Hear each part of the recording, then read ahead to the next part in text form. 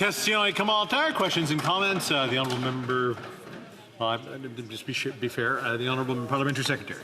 Yes, thank you, Mr. Speaker. And I know that the Conservatives believe at the end of the day that they need to pursue these types of issues, and as much as they want to do that, I think it's important that we continue to recognize that there are many other issues that our Canadians are having to face.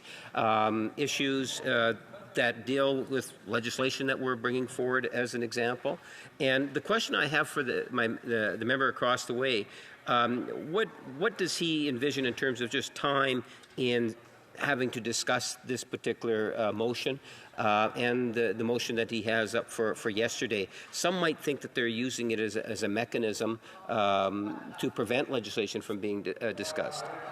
The honourable member for Leeds, Grenville, Thousand Islands and Rideau Lakes. Oh, that accountability really gets in the way of a good Liberal grift, am I right?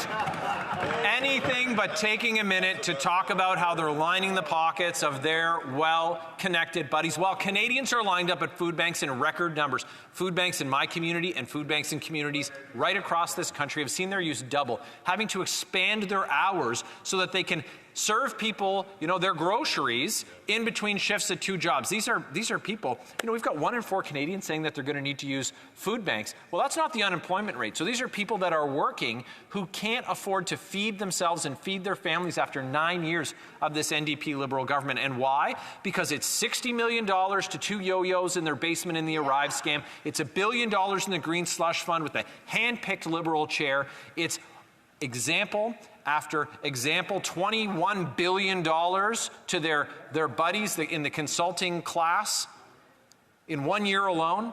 That's what these guys are spending their money on.